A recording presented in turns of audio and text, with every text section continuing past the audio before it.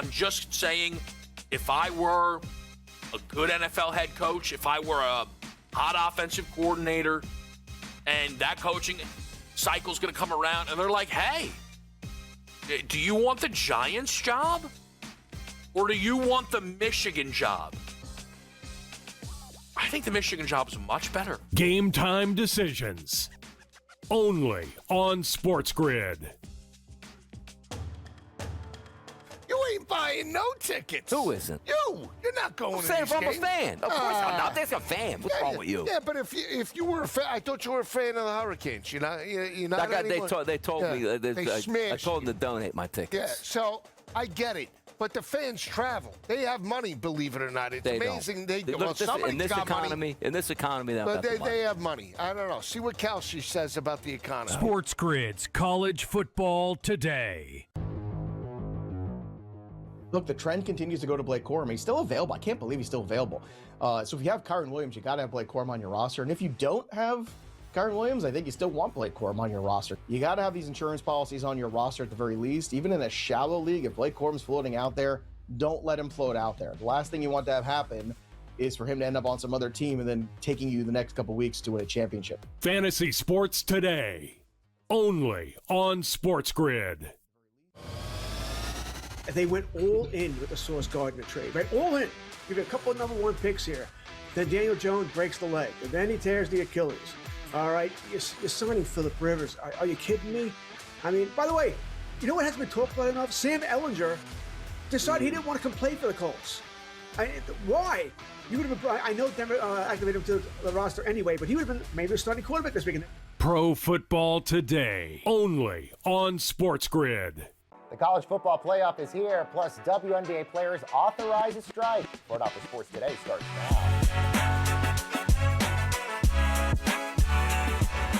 Hi, everyone, and welcome to Front Office Sports Today, your look inside the stories shaping the business and culture of sports.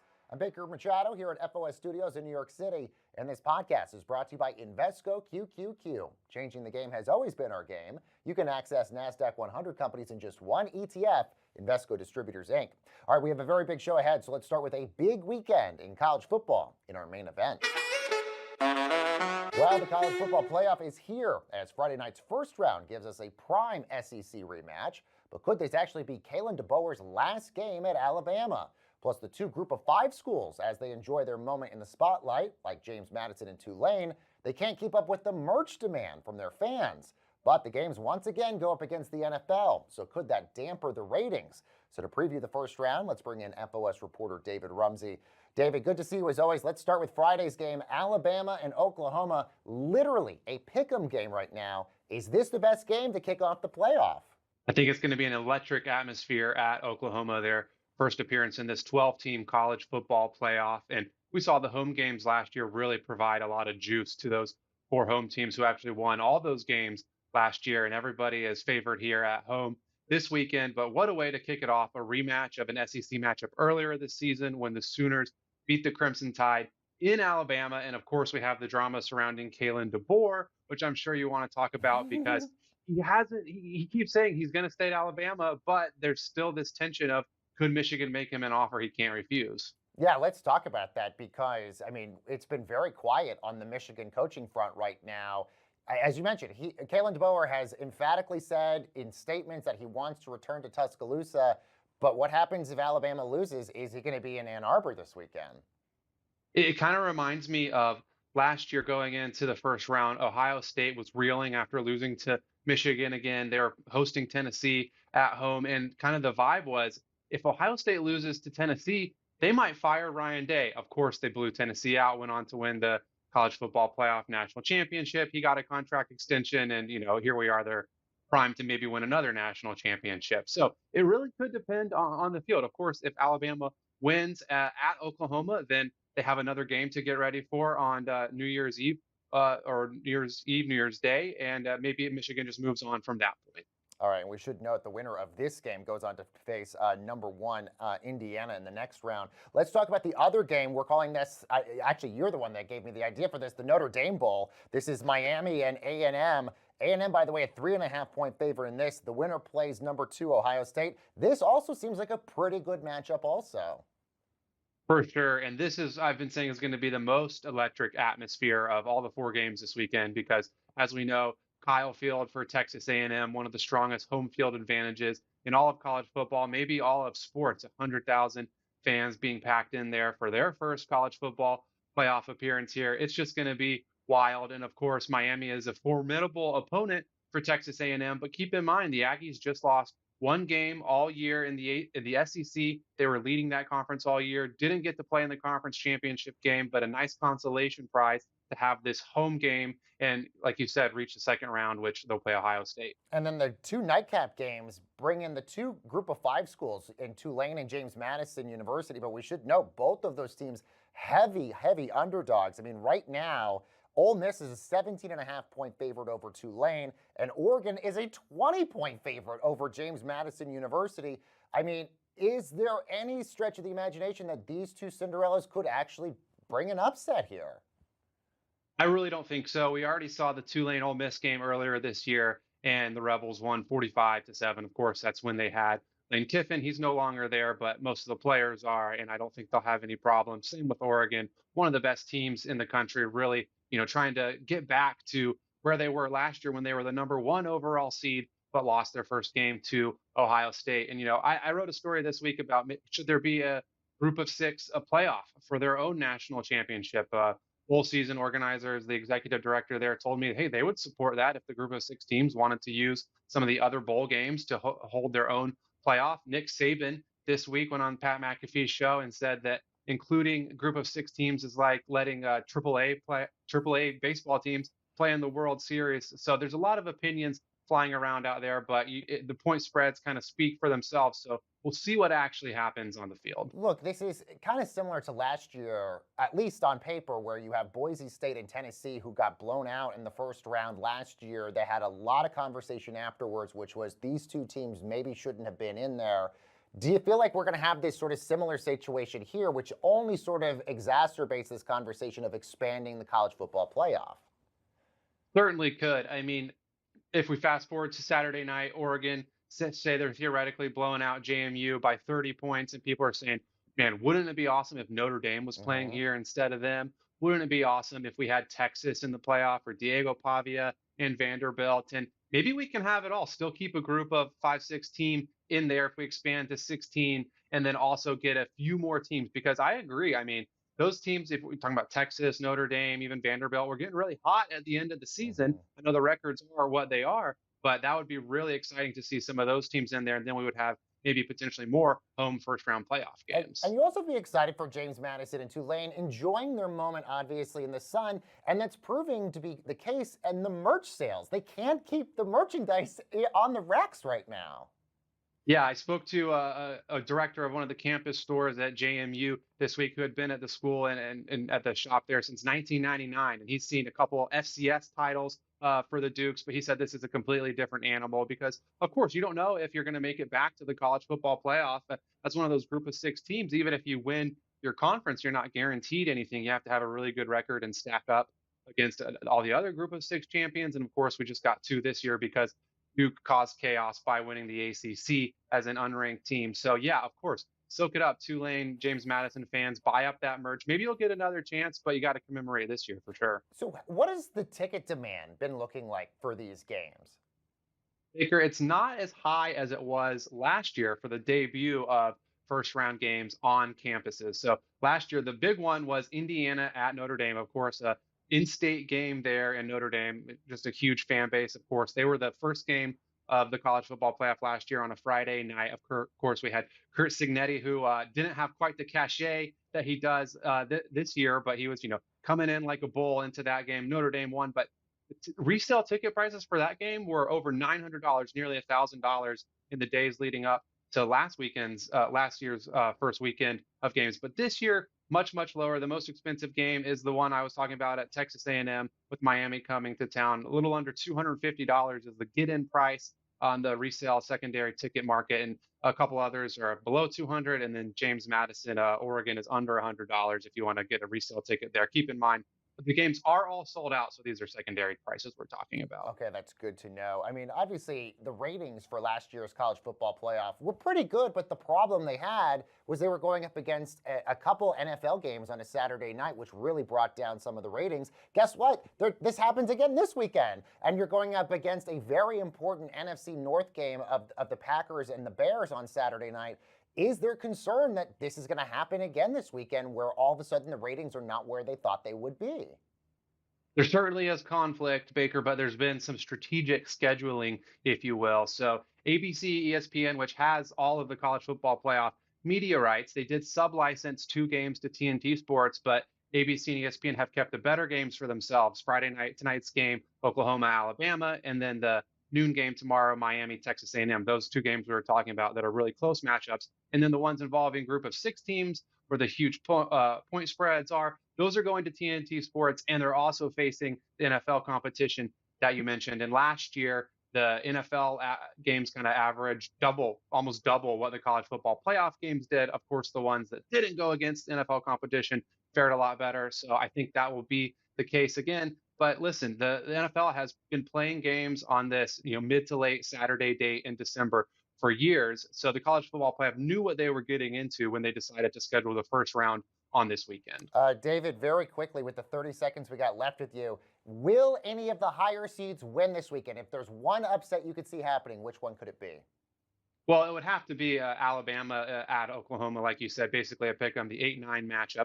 We see that all the time in the NCAA men's basketball, women's basketball tournament. That should be a close game, but I actually think all 4 home teams are going to win again. That's what I would bet on if I had to this week.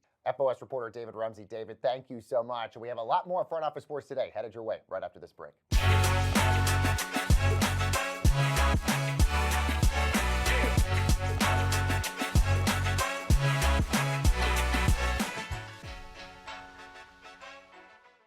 This season is about coming together, sharing moments. We're going to go with the over tonight.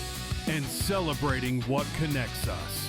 It's lighting the candles, gathering like a team, and finding joy in every night. 8 nights of tradition, 8 nights of celebration, 8 chances to shine. Happy Hanukkah from all of us at SportsGrid. I see the Lions making it when it's all said and done. I talked to Brady Cannon about this. We were doing our show on Sunday night. I think the Bears are just a season early. I think they're a year early in their development. They are winning games, and they still have a negative point differential. The turnovers are keeping them afloat. That's just not sustainable when it's all said and done. Ben Johnson has done a fantastic job. Next year will be the year they truly take a lead. Newswire, only on SportsGrid.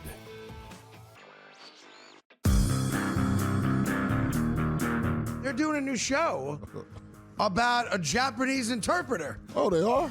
Yeah. Oh. Yeah, they're doing I don't know if it's a documentary or actors are in it. It's got I think it's a drama. It's a real show. It's like a scripted show? Yeah. About a Japanese interpreter? Yes. I wonder who's getting paid for that. The Craig Carton Show, only on SportsGrid. Super Bowl MVP, multiple Super Bowl chances there, a Super Bowl championship as they got it. Nick Sirianni said on the radio, no chance that Jalen Hurts is going to be benched. But by the way, Jalen Hurts didn't play the last 3 games. I think the Eagles would be 3-0 in those games, though. Just saying, Joe. Oh, wow. How the mighty have fallen. When the Eagles fans turn on their quarterback, it's getting ugly in Philly, folks. The Early Line, only on SportsGrid.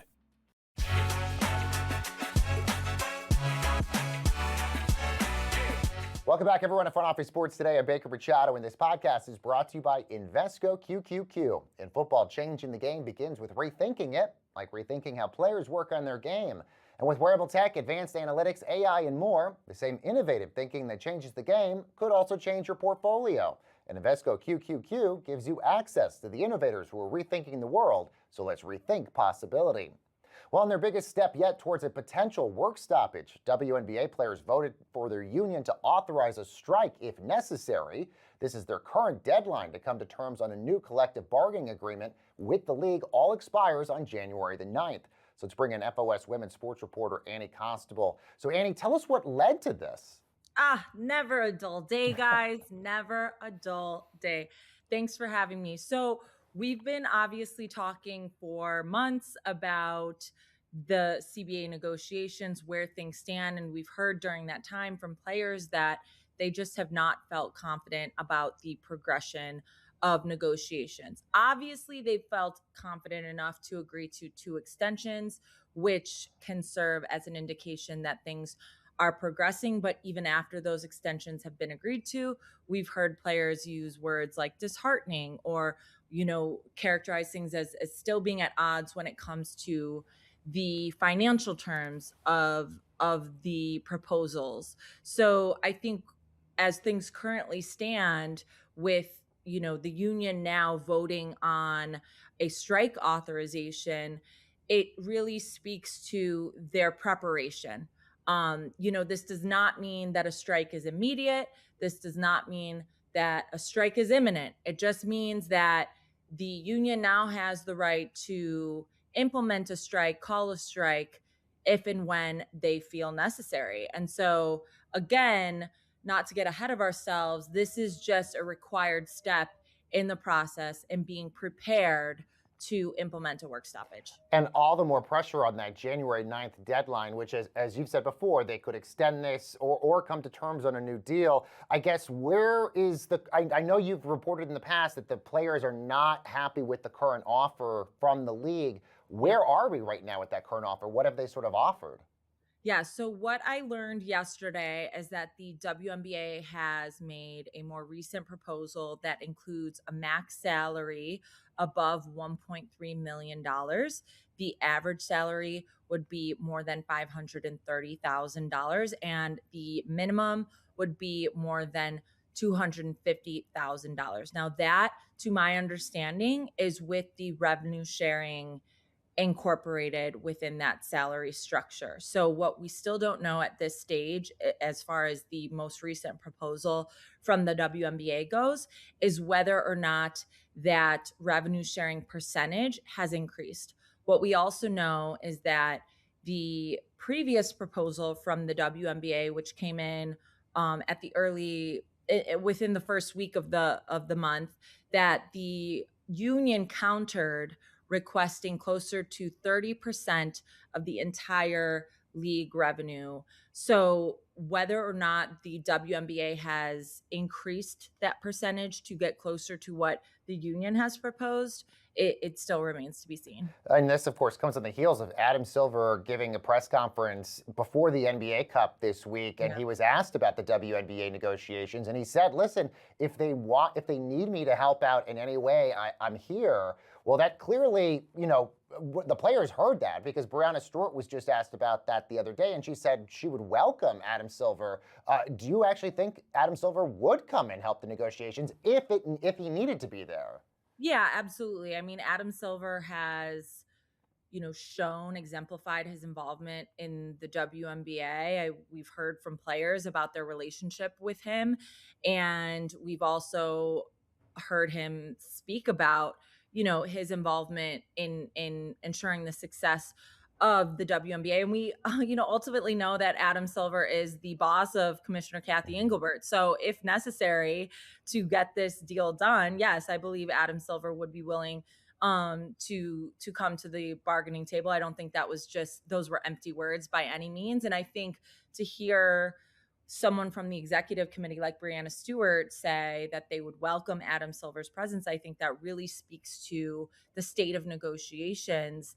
If players are feeling like progress isn't being made, to welcome in the support from the NBA commissioner, again, reiterates their belief that progress isn't being made, to Breanna Stewart's point. I mean, she said that earlier this week when addressing the media down in Miami, where she'll make her debut for season 2 of Unrivaled. So again, I don't think Adam Silver's words are empty by any means. And I don't think Breanna Stewart would be saying that the union would welcome his presence if they also didn't feel it was necessary.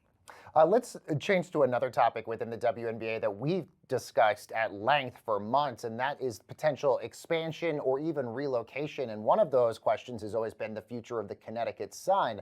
There's been theories out there, maybe they could have gone to Boston or a bunch of other places. You've reported well in the past that the Houston Rockets ownership group could be a potential landing spot for them to get the Connecticut Sun and relocate that team to Houston, which, by the way, the Houston Comets were one of the very first teams in the WNBA and one of the biggest legendary teams out there. Now there is a report from ESPN that maybe that could happen. Yes, I can confirm ESPN's report that the Connecticut Sun and the Houston Rockets are continuing conversations about the possibility of the Sun being sold to Rockets ownership group and relocated to Houston. Now, I think there are so many details surrounding how this happened, how we got here, and I think the biggest overarching message has always been from the league: we control relocation. You do not control relocation as an individual team. And what we're seeing is the sale of the Sun now, that sale of the Sun to a preferred destination like the Houston Rockets kind of come to fruition, and that these discussions have been continuing under the surface, even though, at the top, it's appeared like things have settled down. Yeah, so if in your mind, you think that this potentially is going to be the landing spot for Connecticut? I mean, all signs point to that being the case. And they have pointed to that being the case, quite frankly. I mean, going back to the beginning of the year when it became known that the Connecticut Sun were pursuing a sale, the league got involved quite early and initially attempted to facilitate a sale to the Cleveland ownership group. And ultimately, when that didn't happen, Cleveland, Philly, and Detroit were announced as the expansion teams, leaving out Houston, which again emphasizes that Houston has always been on the table and a desired landing spot, whether it be via expansion or again through this sale. Our women's sports reporter, Annie Cosble, great reporting as always, Annie. Thank you so much. And stay with us. More Front Office Sports today, right after this quick break.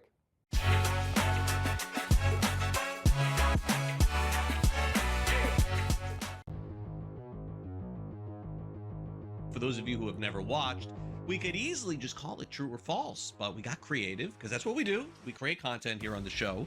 We call it buy or sell. Tucker will lead the Bucks in touchdowns this season. I never, ever would have thought that this would even be a buy or sell, but here we are.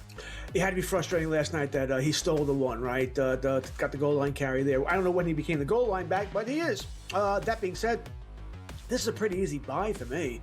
I mean, he's got 6. Rashad White has 4. You want to guess how many Bucky Irving has, Craig? How many touchdowns do you think Bucky Irving has this year? You're close. You're close. He's got 1. Yeah, easy buy. Yeah, they're using him near the goal line, too. I did see some metrics that said that Irving has a hard time getting in the end zone, by the way. When it's close, he usually scores from outside, so it does appear that Tucker will lead the team in touchdowns this season. All right, 2 players that are going to be drafted inside the top 5 in fantasy. I probably could say, honestly, George, inside the top 3 in the first round of fantasy football next year. Jahmyr Gibbs will have a higher ADP than Bijan Robinson next season. Gibbs, I think, is close to your number 1 next year. I do. I think we'll trust him more than McCaffrey because he stays healthy. I'm sure in PPR, and he catches so many balls, so does McCaffrey. But we love the Detroit offense here. I don't think you can go wrong with any of these guys, by the way. All right, I'd be happy with all of them. But I think me personally, if I had, it was Gibbs, McCaffrey, which I think is really your 1-2 there, I'm going Gibbs. No, and I think I think next year's number 1 fantasy draft pick, it's not that it's going to be bad. I just think there's a lot of variation going into next year. I could see any of 3 or 4 players as of right now going number 1. I would have said Jonathan Taylor, but he slowed down. Fantasy Sports Today. Friday, starting at 3 p.m. Only on SportsGrid.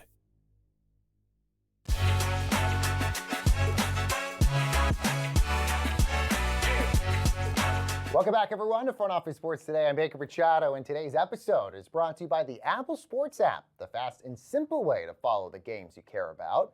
And with real-time scores, live stats, play-by-play, and betting odds, Apple Sports gives you everything you need and none of the clutter. And you can personalize the app with your favorite teams and leagues, track matchups with live activities, and get instant updates on your iPhone lock screen or your Apple Watch. that as the battle for the NFL playoff spots continue to heat up, Apple Sports keeps you locked in on divisional races and wildcard pushes with scores, stats, and standings, along with college football, the NBA, and so much more. So joining me now to chat what we're watching is FOS producer John Shames. John, good to see you, my man. How are you? Good to see you too, man. We have quite a packed weekend here. Thank God we have the Apple Sports app to help us navigate this crazy weekend of college football, baby. Absolutely. The college football playoff starts today, this Friday. And let's start with the first game. You got number 9 Alabama at 10-3 taking on number 8 Oklahoma at 10-2. That game at 8 p.m. Eastern time on ABC and ESPN. And Shames, I'd have to think like this seems like the most evenly matched of the first round college football playoff games. Yeah, absolutely. Number 9 versus number 8 here, Baker. And by the way, there's a history of these franchises too, or I should say these teams too, playing each other this season. Oklahoma, a big comeback win at the end there last time they faced. So it's going to be a great first matchup, build some intrigue. You got 2 blue blood programs.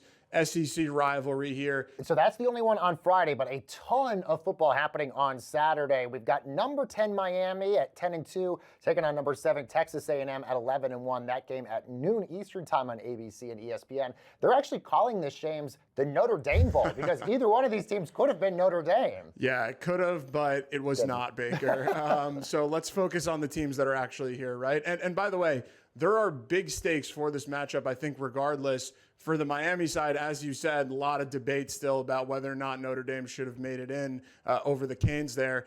And then for Texas A&M, haven't really played any elite SEC powerhouses this season outside of Texas, who they lost to, didn't play a Georgia or, someone at that caliber. So this is kind of their moment where they need to show up in a big way and show people, hey, we were an 11-0 team for a reason. We are at the top of this conference here. So it should be, high stakes on both sides. All right, and then we got the other 2 games. These ones are the ones where you got these group of 5 schools that are in here. The first one, number 11 Tulane at number 6 Ole Miss. We should note one of these teams is keeping their coach for the college football playoff game before he goes to Miami. That would be Tulane's John Sumrall. Ole Miss, no Lane Kiffin in this one. That game 3:30 p.m. Eastern time. But it's going to be on TNT and HBO Max. What do you think of this matchup? Well, Baker, last time these 2 teams played earlier in the season, yes, it was a September matchup. 45-10 was the final score there. Ole Miss absolutely steamrolled Tulane. Yes, it was with Lane Kiffin, but I still think we're going to probably see a similar result here, Baker.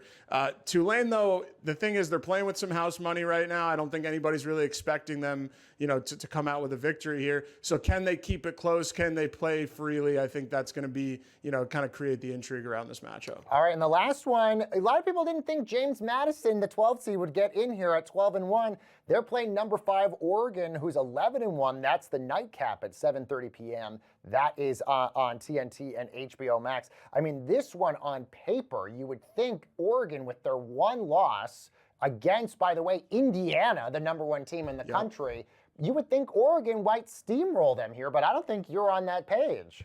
Look, I think there's some football reasons why it could be a little bit closer. Notably, JMU has an elite run defense here that we're going to be focusing on and see if they can control the trenches for this game here. But the thing is, Baker, if history, is any indication of what's to come here, Oregon has not lost a game to a non-Power 5 conference opponent since 2017, Baker. You were in diapers. Yeah. Okay. Come on. But I mean, look, and by the way, that was a team that was 7-6. It's a totally different look here. This is the Dan Lanning Ducks. They're well coached. They got a good guy leading them. So I think this has the potential to maybe get ugly, Baker. By the way, that's not the only football that we got on Saturday. There are 2 NFL games. We got the Eagles at the Commanders. That's at 5 p.m. Eastern on Fox. You would have thought early on in the season that would have been a good matchup, but obviously a lot of injuries have impacted the Commanders. But you got the nightcap, which is an NFC North showdown. Packers-Bears, 8:20 p.m. Eastern time on Fox. The winner of that one is crazy, likely going to win the NFC North. It's crazy how the playoffs work in the NFC. You could either be the 3rd or 4th seed and win that division or not even make the playoffs. It is crazy. It's the toughest division in football. And Baker, it's only getting, the parity is only increasing now, I think, with the Bears playing so well and with Micah Parsons going down for the season and potentially part of next season too. looked like the Packers were kind of walking away with this for a while. But, as you said here, a lot can change in one game here. Really big weekend ahead. And, of course, we got the Sunday night football game, 8:20 p.m. Eastern on NBC and Peacock, Patriots and Ravens. That one's going to be exciting as well. Shames, thank you so much for joining us. This segment, by the way, presented by the Apple Sports app. You can download it free at the App Store, and you can stay locked in on every single game. And that's going to do it for this edition of Front Office Sports Today. Thank you so much for joining us. We'll recap all of this for you on Monday. We'll see you then.